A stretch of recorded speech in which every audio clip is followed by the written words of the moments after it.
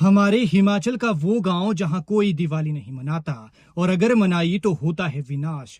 मनाने वाले को करना पड़ता है आपदा का सामना। सदियों से शापित है पूरा गांव। किसी ने चलाया पटाखा या बनाया पकवान तो कभी घर जलता है। कभी ऐसी आपदा आती है जो किसी ने सोचा नहीं होता तो कभी हो जाती है अकाल मृत्यु। कई बार की त्योहार मनाने की कोशिश लेकिन हर बार होता है नुकसान।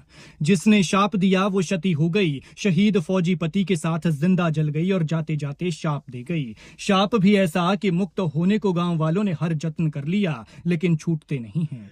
और फिर वो श्राप दे गए किस गांव में दिवाली मनाएंगे तो बीमारी पड़ेगी। लोग पकवान बनाने की कोशिश करते हैं, बच्चे पटाखे चलाने को तरसते हैं, निराश होकर पास के गांव के लोगों को हसरत भरी नजरों से देखते हैं।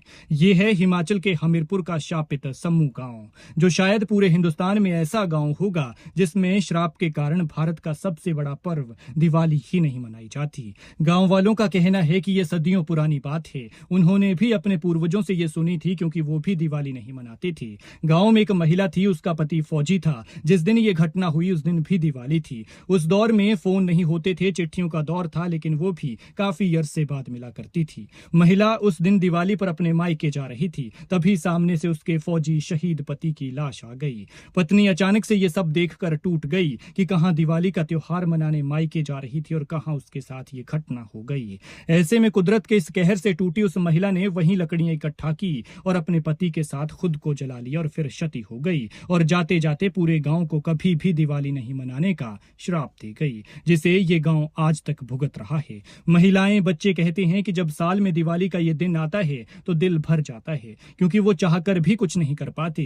दिवाली के नाम पर सिर्फ दिए चलाते हैं और बाकी ना तो बच्चे पटाखे चलाते हैं, ना ही महिलाएं पकवान बनाती हैं। और अगर किसी ने दिवाली मनाई तो फिर विनाश होता है। कभी घर जल जाता है तो कभी गौशाला, कभी किसी की अकाल मृत्यु हो जाती है तो कोई दूसरी आपदा आ जाती है। सम्मू गांव को ये श्राप मिले 100 साल से ज्यादा का वक्त बीत चुका है, लेकिन अभी तक इससे छुटकारा नहीं मिल पाया है। लेकिन जब दिवाली आती है तो ये लोग हर पल भरी आंखों से दूसरे गांव में दिवाली की चमक और वहां से उठती आतिशबाजियां देखते हैं और मन ही मन में दिवाली मनाते हैं। खैर, हम भगवान राम से प्रार्थना करते हैं कि इस गांव का अंधेर जल्द ही दूर हो और ये लोग श्राप से मुक्त होकर जल्द ही हंसी खुशी दिवाली मनाएं।